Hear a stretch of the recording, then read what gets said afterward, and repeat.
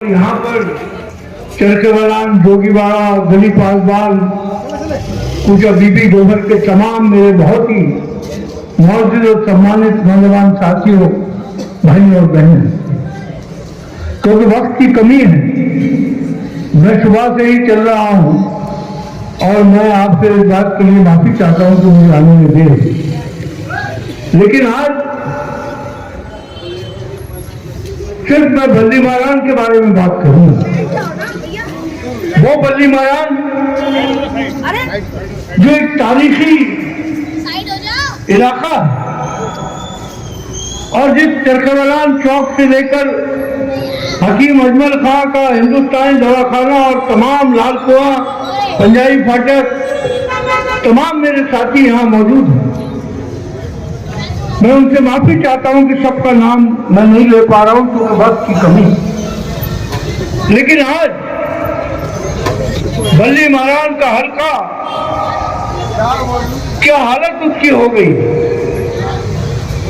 गलियां टूटी हैं, सीवर बहता है, नल में जल आना चाहिए, जल की जगह सीवर का पानी आता है और कंप्लेंट करने के बाद भी कोई नदारत होता है यहाँ आता नहीं। और जब मैं आज की दिल्ली को देखता हूं तो मुझे वो दौर याद आता है जब शीला दीक्षित थी दिल्ली की मुख्यमंत्री थी। जिस तरह दिल्ली को उन्होंने संवारा, जिस तरह उन्होंने दिल्ली को सजाया, आज ऐसा लगता है कि झूठ का एक नंबर आम आदमी पार्टी और भारतीय जनता पार्टी यहाँ रखते हैं। मुझे खुशी इस बात की है कि आप लोगों ने 5 मरतबा मुझे यहाँ एमएलए बनाकर दिल्ली की विधानसभा में भेजा। 3 मरतबा शीला दीक्षित जी की कैबिनेट में मैं लगातार मंत्री रहा, लेकिन हमेशा बल्ली महारान के लोग मेरे लिए सबसे अहम, अगर मेरी जिंदगी में कोई शख्सियत थी तो वो बल्ली महारान के लोग। और बल्ली महारान वो जगह है जिसको हम गंगा जमुनी सभ्यता का एक मरकज मानते हैं। अगर किसी को एक छोटा हिंदुस्तान देखना है तो वो पुराने शहर में आके देखे किस तरह हिंदू, मुसलमान, सिख, ईसाई प्यार मोहब्बत के साथ रहते हैं। और मुझे सबसे खुशी इस बात की है कि जब 1993 में मैं पहली मरतबा यहाँ आया, 31 साल पहले, कुछ शरपसंद लोगों ने यहाँ सरहदें बना दी। जोगीवाड़े के पीछे एक सड़क थी, पराठ खाने के आगे एक सड़क थी जो नया गांव को कंधे कसा जाती थी।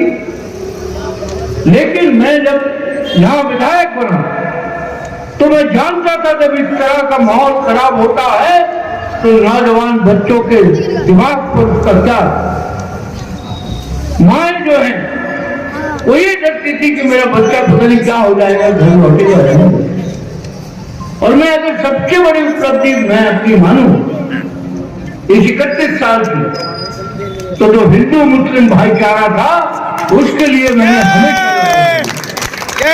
और ये देश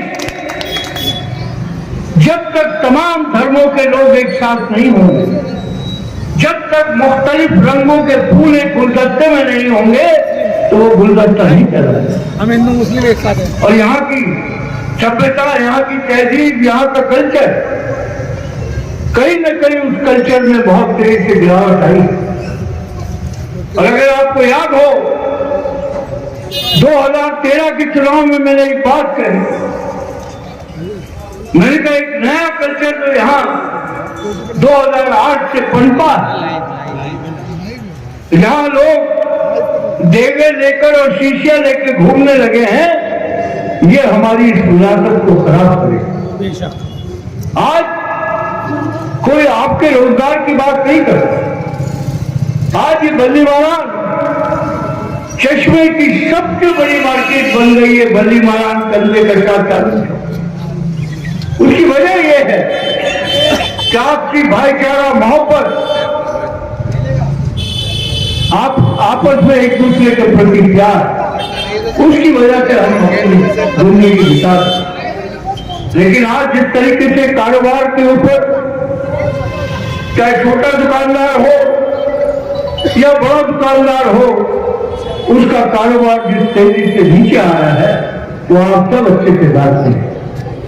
आज जीएसटी एक ऐसी बीमारी बन गया है कि अगर कोई नौजवान कारोबार करने की सोचे तो जब वो जीएसटी के कानूनों को पढ़ता है तो वो काम जाता है।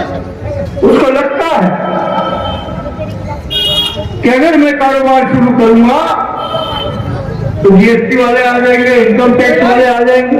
छोटू, और आपको याद होगा 15 साल जब कांग्रेस की सरकार थी,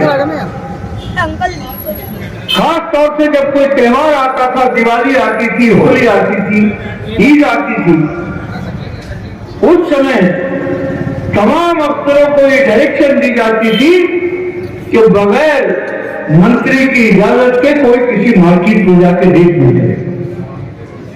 आज आप लोग रोज झेल रहे हैं उनको, और हमारा मुख्यमंत्री जो कहता है कि मैंने दिल्ली की तस्वीर बदल दी, उसके कानों तक की आवाजें नहीं जाती कि आज किस तरीके से जीएसटी के अफसरान जो छोटे छोटे कारोबार करने वाले लोग हैं उनको परेशान कर। आज इस मुल्क में अरविंद केजरीवाल ने सिवाय झूठ के और कुछ नहीं बोला। मेरी बहनें यहां बैठी हैं, इस 10 साल में सिवाय लाइनें लगकर फॉर्म भरना, इसके अलावा क्या हुआ मैं आपको बताता हूं। 10 साल से बल्ली मायान के एक शख्स का राशन कार्ड नहीं बना। पूरी दिल्ली के अंदर 14,74,000 कार्ड ऐसे हैं जो 10 साल से फाइलों में बंद पड़े, और उसका फायदा क्या है? फूड सिक्योरिटी एक्ट के तहत ये आम आदमी पार्टी को भी, जो आपके यहाँ के विधायक है, मंत्री भी और फूड सप्लाई के मंत्री हैं, वो जवाब देते हैं कि फूड सिक्योरिटी एक्ट के तहत हमारी लिमिट है। किसको बता रहे हो? कितने लोग कोविड के दौर में अपने घर छोड़कर दिल्ली से अपने गांव प्रस्थान करते, लाखों लोग यहां से छोड़ के चले। वो जो राशन कार्ड की वैकेंसी है उनको आज तक क्यों नहीं बना? और अगर ये वाली पाबंदी थी तो तुमने हमारी बहनों, माओ और हमारे भाइयों से धूप में, बरसात में, ठंड में फॉर्म भरवाते रहे कि तुम्हें राशन कार्ड देंगे, जिसमें 2 रुपए किलो गेहूं और 3 रुपए किलो चावल मिलेगा। और ये आदरणीय मनमोहन सिंह जो हमारे देश के प्रधानमंत्री थे, और सोनिया गांधी, ये उनकी देन थी, उनकी सोच कि अगर हम हर पेट को खाना देना चाहते हैं तो फूड सिक्योरिटी एक्ट लाना हो। राइट टू एजुकेशन एक्ट, जिसका ढढोरा अरविंद केजरीवाल पीटते रहते हैं कि मैंने तालीम फ्री कर दी है, शिक्षा फ्री कर दी। मैं ये पूछना चाहता हूं, हमारे टाइम में भी शिक्षा फ्री थी 12वीं तक। हमारे टाइम में लोगों को, बच्चों को वर्दियां मिलती थी, किताबें, पेंसिल, सब कुछ मिलता था। पिछले 10 साल में क्या हुआ? जिस सीएजी की रिपोर्ट का चर्चा सारे अखबारों और सारे मीडिया में है, वो सीएजी रिपोर्ट की जो थी वो असेंबली के पटल पर क्यों नहीं रखी? क्योंकि उसमें शराब का घोटाला था। 2026 करोड़ रुपए का शराब का घोटाला। शिक्षा में 20,000 कमरे बना दिए और कहा कि हमने जो है 6,000 रुपए फुट के हिसाब से कमरे बनाए। जो सबसे महंगा होटल इस हिंदुस्तान में होगा उसकी कॉस्ट भी 4,500 रुपए फुट आई।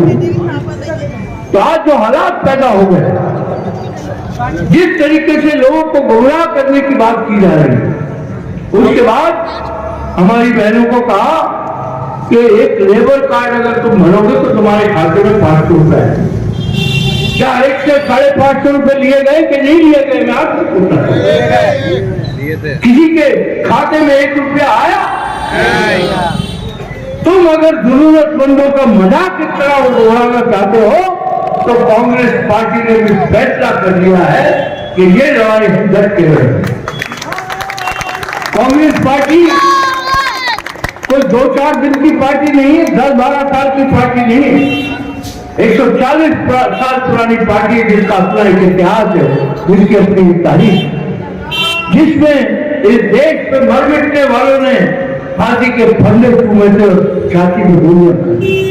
कौन लोग थे वो?